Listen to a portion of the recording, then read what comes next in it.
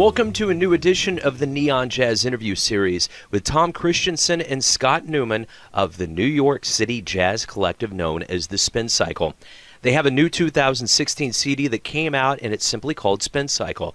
They will have a CD release at New York City's very own Smalls on May 6, 2016. This collective, led by Tom and Scott, with Paul McCann and Phil Palombi, came together in 2014, but they are the culmination of decades of playing on their own all over the jazz world. Collectively, they have gigged with the likes of Joe Lovano, Woody Herman, Toshiko Akiyoshi, Maynard Ferguson, Jack McDuff, and the great Lee Konitz. They've been on scores of albums, won Grammys, published numerous books, and been all over the place. So we discuss their lives in jazz and what the world of music today is like versus 30 years ago, along with many more things. So please get to know Spin Cycle and dig this interview, my friends. Thank you for joining me today on the show, guys. I appreciate it. Yeah, absolutely. Thanks for having us, Joe.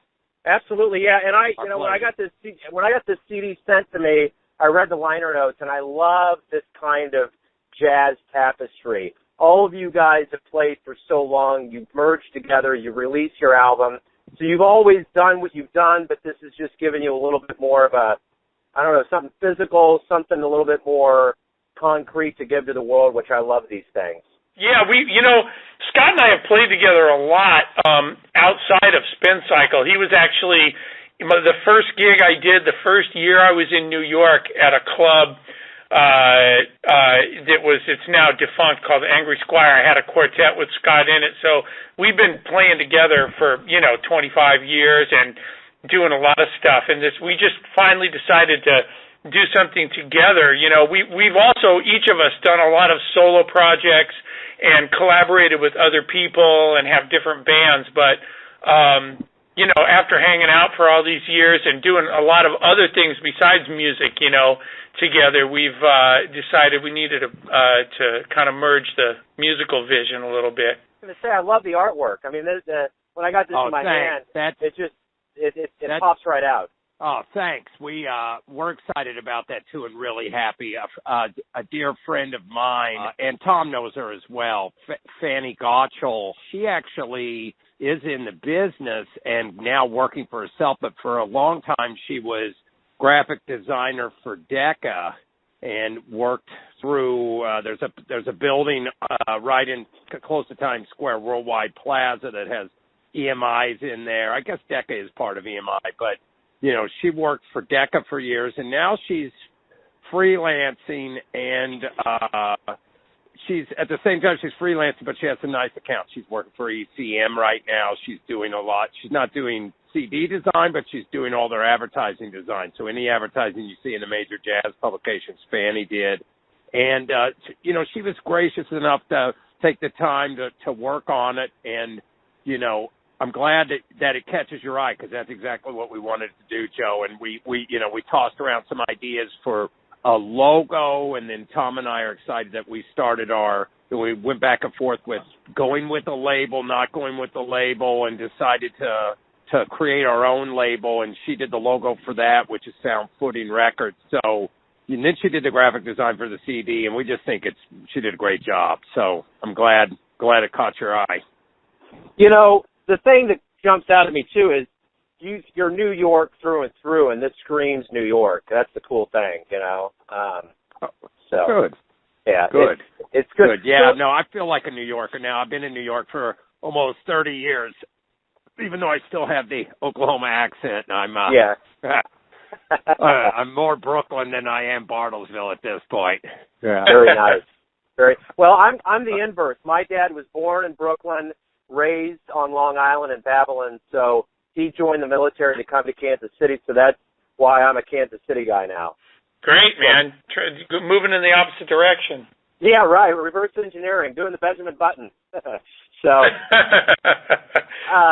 The music, the CD is really a product of New York and a product of Scott and I both living here I've been here for about 30 years too, and the music that we experience just on a weekly basis is just really diverse and And also, being in New York, we're around all these great players and get to play with them and, do all these gigs with great top-level musicians, and it really helps to be in New York and sort of fire up the music. To go out and hear, we get to go out, on any given night you want to go out, you can really hear great music of, vast varieties, and it's always inspiring and always, amazing top-notch players. So the education has never stopped, which is, I think, why I, felt like I had to move to New York, and Tom probably felt the same way, because it's an ongoing, being an artist is always an ongoing education no matter where you're at. But, when you're in an environment where you have, inspiration around you 24/7, and you're either getting a chance to play with these people or getting to hear their music. And so, all that influence spin cycle. And we have a lot of different kinds of flavors to choose from on one CD. It's really not like a common sonority running through the whole CD. If you had a chance to listen to it, it's, a lot of different styles. There's some odd time funk tunes, and there's some medium swingers and modal burn kind of things, and then there's even a surfer punk rock tune. So, we have fun with that. We kind of wanted something that wasn't just going to be one common thread of sonority and mood to it. We wanted it to be kind of playful and varied. Ironically, the guy from Bartlesville, Oklahoma is the one who wrote the surfer tune. Oh, wow. Very cool. That's awesome. Yeah, not the Californian, but the Oklahoman. Or not, the Okie. No Babylon Jones Beach there. Life is stranger than fiction, that's for sure. I'll say. Yeah, and I was going to add to that. Kansas City had its heyday at one point, but universally, for the history of our minds that we've dealt with jazz, New York's the best place on the entire planet to be. I hear nothing but just I couldn't imagine spending a week doing nothing but going to see jazz in New York. It would only scratch the very minute surface of what is possible, but it would be amazing, I'm sure. It is amazing, and you can really hear all kinds of stuff with, from straight ahead hard bop to great big bands to world infused music to, a lot of mixed meter, things that are drawing more from contemporary classical music. It's just, there's so many people who are, into so many different things that it's really, and they're all really great at what they do, that it's always inspiring. So yes, you can come up and just, you could go nonstop every night. You could go, the beautiful thing about the city too is everything's in close proximity. So it's just a quick subway ride or walk. It's such a great city to walk into. You can quickly walk to another club and catch the next set somewhere else. So you can easily hear 3 different things in one night if you're, if you time them right, even more if you're stay up later than I stay up these days. New York also influenced the people that Scott and I were able to choose for the band. There's a lot of guys in New York and a lot of really great players, and that's one of the big pluses is that, you're always surrounded by, guys that can really play. And so we were able to pick, Phil Palombi and Pete McCann, out of a big bunch of guys and say, here's 2 guys that really do some special stuff and do things in a way that we really feel is important for the band. So, the way Phil and Scott play together with bass and drums, and where they both have a really solid, firm feel, and Pete's pyrotechnics and his effects and everything that he does, it was just when Scott and I were talking about the musicians, these 2 guys really were wow, we didn't have only a small pool to choose from. We could choose from guys who did exactly what we felt was needed for the band. Yeah, we in mind we easily had 4 or 5 players on each instrument who were similar to what Phil and Pete could bring to the band, but they at this point and with our idea of what we wanted to do with the group, Phil and Pete resonated the most with us. And we're also, they're, not to mention that we like them as people, and they're really great guys and easy to get along with, and and they know the business. They're band leaders as well and have their own recordings out and are touring and traveling and recording, and they're sidemen with other bands and projects as well. We've known Pete and Phil both for over 25 years as well. So Phil for 25 and Pete for me almost, 34 years or something. I've known Pete McCann. So wow, that's right. You guys went to North Texas, didn't you? We did, yeah. We went to North Texas together. It's going to be a real nice evening, May 6th at Smalls, to kind of come together and do a CD release. How do you feel about it? I love playing at Smalls, man. It's really, Smalls is my favorite club to play at and to hear music at. It's a small club. It's really a hip club. It's got great music and sessions, and Spike Wilner, and Mitch, the guys who run it, are great, and they treat musicians great. So, I can't think of a better place to have a CD release. In fact, I think I'm going to be down there probably tomorrow night checking out some music, and I just love it, and it's going to be great. We're excited to get the music out there, and announce the CD, and also we're preparing for a little tour that we're doing up to the Rochester Jazz Festival and Canada, up to Toronto and Kingston, I think, to do some gigs up there. Yeah, so, Waterloo, Kitchener, the jazz room in right. Waterloo. Right on. So we have a little mini tour in June. We're trying to add some extra dates too at this point, but we at least have 3 dates at the Rochester Festival, and then that's on for anybody who's interested. That's on Rochester Festival's on June 27th. Sunday the 26th, we're at the Rack playing about 7:00. We're playing before Metalwood, which is we have some buddies in Chris Terry and Ian Froman, and they're an old Canadian jam band, so we're playing before them at the Rex on Sunday the 26th, and then Saturday the 25th we're at the Jazz Room at I believe 8:30 p.m. and that's a really cool venue that's in Waterloo, Kitchener, Ontario, about an hour and a half west of Toronto. We're looking forward to having that as something else to look forward to just a month later after the CD release, more or less. But Smalls is a great club. It's really about listening. There's no clinking of silverware going on at this place. It's like the Vanguard. It's a subterranean. There's a few subterranean clubs like that in New York, and we love Smalls just because of the vibe. And Spike and Mitch have really, they've really done a great job in branching it out in a lot of ways from a musical standpoint. It's really diverse. Lots of different types of contemporary improvisational music going on there now on a nightly basis. And then they opened across the street a really cool, sadly for me, no drums room, but it's largely duos or solo piano. So, and that's called Mesro, and that's on the other side of 7th Avenue on 10th Street. It's a really beautiful little club too that's down below street level. So we're definitely excited to have the CD release at Smalls. I've known Mitch along. I've known Mitch, but I've known Spike and played with Spike through the years too. So he's an old bud. So it's great that he extended the venue to us too, because we're glad to do the release there. So when the fan that's getting ready to see your show comes across the name Spin Cycle, and if they do any research at all, they're going to know that you guys have decades of experience collectively. You all have played with the likes of Joe Lovano, Woody Herman, Jack McDuff, Lee Konitz, and you won Grammys, you published books, you've been all over the place. But what is it about your band that the fans may not know? What would be some interesting things for folks to realize that are either going to see you live or are going to get ready to see you as a band, as a collective?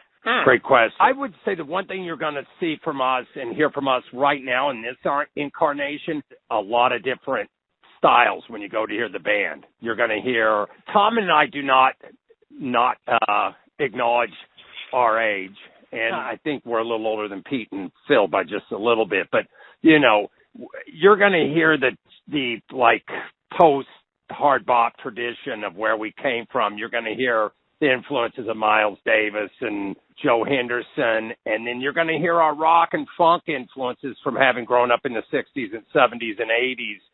We were in college in the 80s, but we were listening to Spin Insides and listening to records from the late 60s on. So the thing you're going to hear from in this incarnation spin cycle is what we like to think is an enjoyable mix of music that some of it's going to be complex and maybe a little more dense, and then you're going to hear some stuff that's very tune-like and funky, and it might be in a mixed meter, but it's hopefully going to be fun to listen to and grab a hold of from emotional level, and then, obviously there's going to be a lot of playing and blowing and improvising going across all of that, but I think that the listener will, that's what they're going to take away from the set is that it's not going to be all one, Tom and I both done records and led projects where it's been more one stream of mood or stream of sonority. And with especially with Pete in the band, this band, we can rock out one tune. We can swing it hard and, keep it in kind of the tradition that I was talking about Tom and I coming out of. And it's a varied listening experience, I think. And that's what we're hoping. We're hoping people enjoy it and pick up on the joy that we have playing the music too, Yeah, I think also a thing that might not be apparent at first is that, the band is co-led by Scott and I, which means, we're booking the gigs, we're taking care of the finances, we're producing the CDs and all that, but really like on the bandstand, it's 4 equal guys. And, we played with Pete and Phil so long that like, there's not one person on the bandstand that's calling the shots. If Pete says we're doing this or we're doing that, then we're doing it, and they do it with, as 4 equal people. So, the input from the guys in the band and the musical direction once we're playing is really like there's no one guy or 2 guys even that are saying we're doing this, we're doing that. It's really a cooperative in a musical sense. The business end is different, but the musical end of it is really cooperative. And maybe that might not be apparent just looking at the band. People like to think, well, they always come up to the saxophone player and think he's the leader no matter what, because you're standing in front. But that's not at all true musically in this sense. When you all get together and play, what do you look forward to the most? Or let me ask you this. When you leave, what's the best part of the experience that you all share together? The gigs, man. When we rehearse, we just rehearse like the melodies and maybe somebody blows a chorus, and it's sort of a technical rehearsal. We just kind of get the tunes together and make sure everybody understands the forms and what might happen. But for me, the real fun is when, suddenly that music comes alive and it seems it seems to breathe and go places that you're not sure of, and for me, like playing with these 3 guys is really relaxing and comfortable. I don't feel a concern about anything. With people younger than you might feel concerned they're not going to pull their weight, and that's not at all the case here. And maybe people more experienced, you're like, oh, I'm I want to impress this guy or whatever, but these guys, it just feels like old buddies, like getting together and playing, which is, in fact, is what it is, And so that feeling of just playing with these guys on a gig, for me, is what I look forward to the most. Yeah, there's no egos here in the band that, everybody's competent and there's a high level of trust and a high level of carefreeness too, because we're old friends, that makes it really enjoyable. And then the other enjoyable aspect, of course, is when we can not only enjoy playing this music, then when the people can come up to us after the set and they'll be like, oh, I really liked, and what I always like is when somebody comes up and gives a specific moment from a set of music for any time that you're playing it, then, people are really listening when they're like, oh, I really liked, it might even be like, I really liked what you did behind the bass solo, or I really liked that one tune, or I liked, I loved that person's solo in this, then the listeners listening and you got them, and if they were attentive and listening and more than anything, enjoying it. That is the ultimate, as much as it's how great it is to play and the spiritual release that we get as artists from playing, music, and especially this music, which is always improvisational and in the moment a lot of the times, the biggest reward and the most important thing still is to make sure that your art is getting out and, not to use the word resonating, but resonating with the listener and the people, and that you are reaching them on an emotional level on what, even if they don't like it, that you're reaching them on an emotional level, because that's the other part of it that it's all about. So let me ask you this. You've been in the music business for a long time, decades. In the beginning, you saw a lot of things that changed over time. So collectively, as you've lived your jazz career, what has surprised you the most about what's changed in the world of music and as you see it now versus when you started out? For me, the whole apprenticeship system is not as prevalent as it was. So, when I was coming up in the 70s, 80s, there were still bands and that were traveling around and doing things. I mean, Art Blakey had a band, Horace Silver had a band, Woody Herman, all these bands were touring and playing all the time, and that is much rarer these days. And so there's a lot of people building careers without actually having played with a lot of the masters or had that first, or a hands-on, one-on-one contact with them. So, I think that's changed, although there's still bands and there's still people doing that, but the idea that, first you play with somebody and then you go out on your own has changed a lot. And then another thing that's changed is the whole idea of a record label, and the idea that you make your music and you make it for a label and you're associated with a label, and that I've seen really change a lot, to where some labels are like cooperatives where, everybody sort of works together to produce records and concerts and things, and other labels are sort of pay-to-play things where you just, you give them some money and you're on their label and they put it out and handle it, to a lot of guys doing what we did with Sound Footing Records, which is just, we made our own label, and we just said we're not, that we didn't see the advantages to going with or we did see the advantages, we just felt like this was better for us, to do our own label. And I think a lot of people are doing that, and that is a big change that I've seen. That is a big change. I mean, thinking of what you said from that standpoint, Tom, those are all good points. The thing that's changed, and I was just thinking about when you asked the question from a business distribution side, and though it's kind of come around full circle, is when we grew up, it was vinyl and cassettes. And then the CD came out in the early 80s, and everything went to CD and was sold that way. And these are all big, huge changes that we've seen go through our, 30 years of being in the business.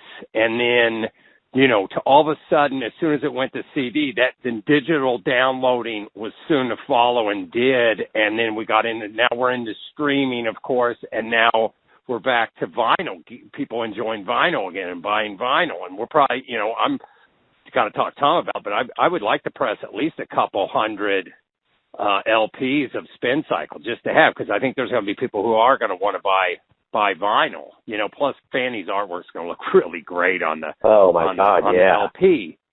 Yeah, but, that's true. That being said, anybody can get your music now any which way. Tom and I both teach, he teaches on a very high school level, and I teach on a collegiate level some, and Tom's done college stuff too. But, students and anybody who's computer savvy can get your music now just about for free anywhere. So at some point, record deals and those kind of things with record deals back in the day, they were about distribution. And that was a great reason why to go with a label, was if they had distribution and you were going to get it in Tower Records or you were going to get it in J&R or Virgin Records. And sadly, those stores are all gone, Yeah. So that has been a huge change in the music from a non-performance standpoint and from a marketing standpoint that, does make, not to give them a plug, but somebody like, a combination of like disc makers and CD Baby, through CD Baby, you can basically get all your digital stuff up now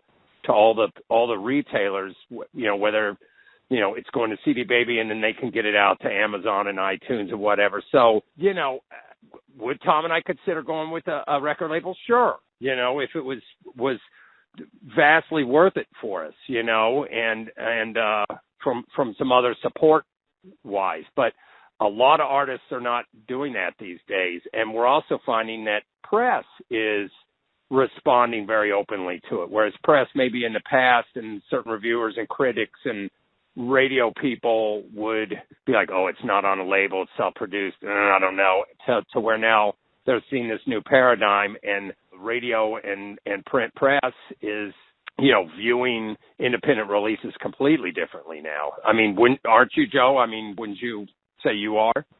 Yeah, and to be honest with you, I didn't even look at the label. I never, if I like it, I like it, and I go with it. I try not to get too wrapped up in those kinds of parameters.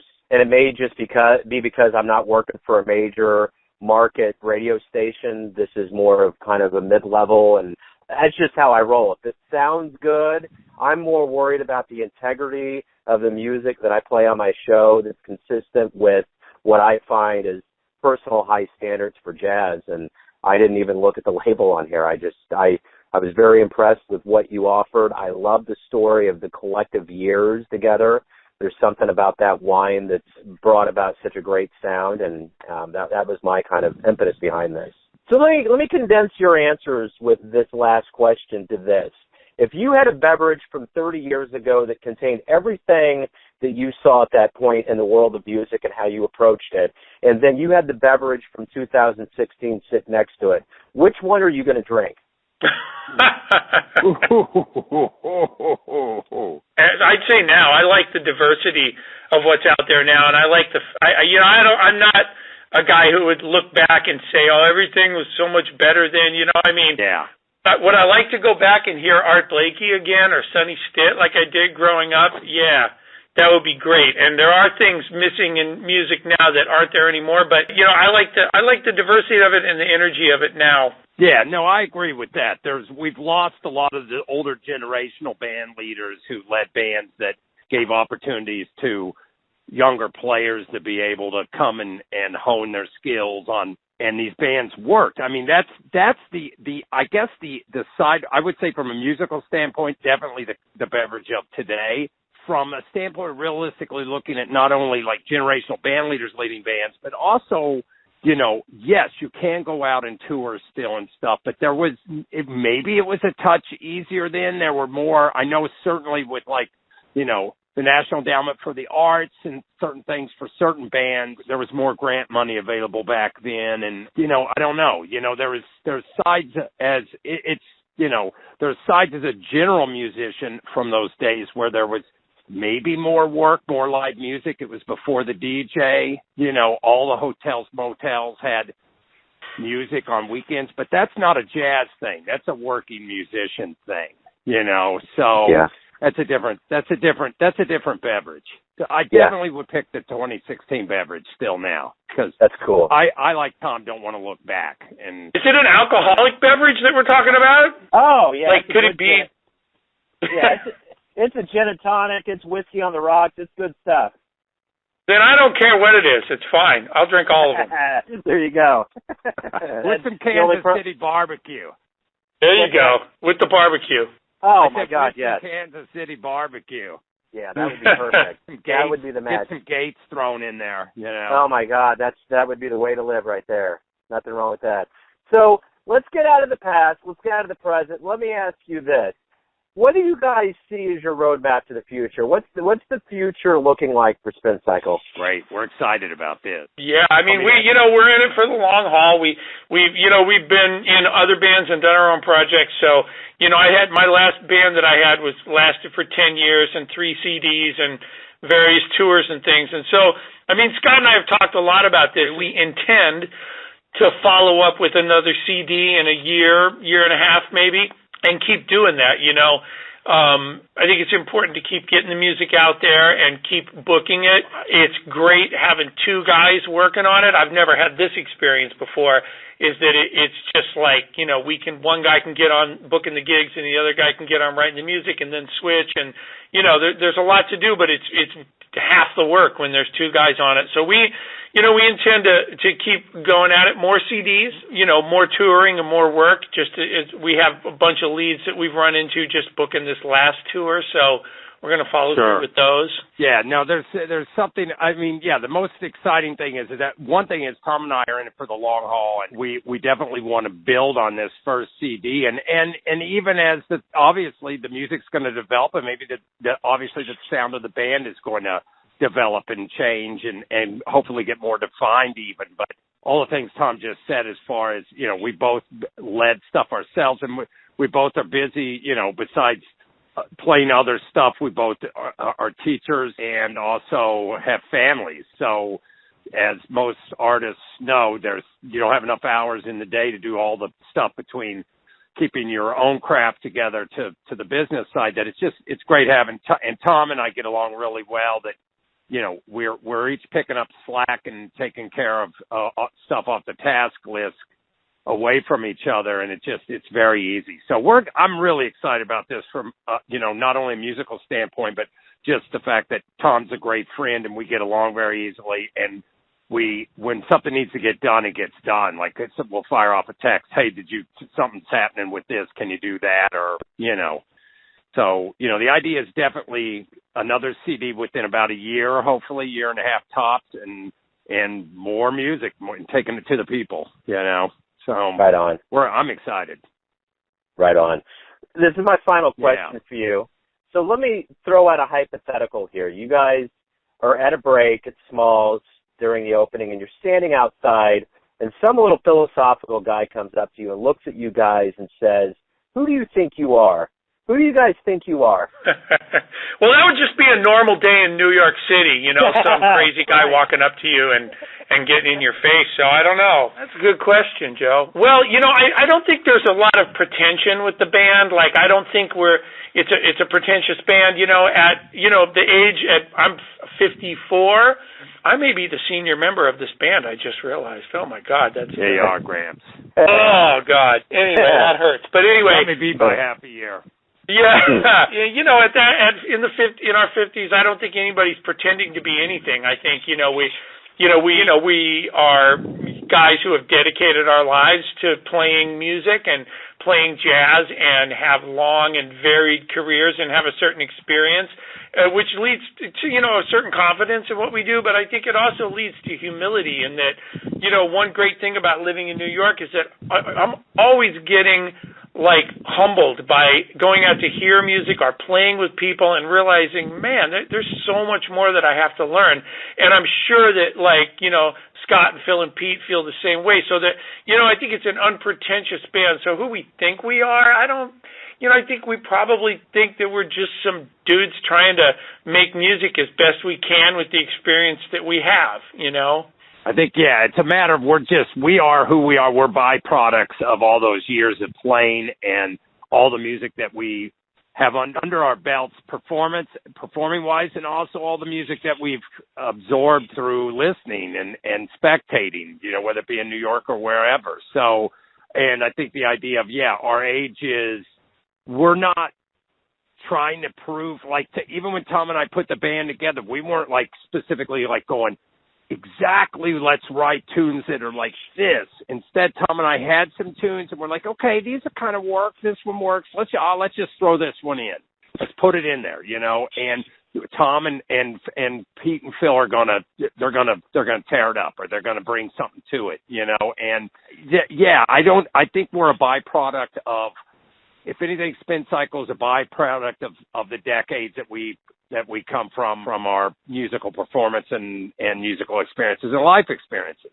So I have to say, since we're all older, we aren't playing to prove anything. We obviously want the band to perform on as high level as possible, and us to aesthetically be able to and artistically reach the audience. Other than that, we're Spin Cycle. Right on. That's a perfect way to wrap everything up. Yeah, that's the perfect answer right there. Guys, thank you for opening up and giving me your time and giving us the music. You bet, Joe. Yeah. Thanks for being open to hearing about the band and for being interested in it. We both really appreciate it. Thanks for listening and tuning in to yet another Neon Jazz interview, where we give you a bit of insight into the finest players in New York, Kansas City, and spots all over the world, giving fans all that jazz. And thanks to Tom and Scott of the Spin Cycle for their story, their music, and their humor. If you want to hear more interviews, go to Famous Interviews with Joe Domino on the iTunes Store, or you can always visit the neonjazz.blogspot.com for all things Neon Jazz. Until we meet again, enjoy the music, my friends.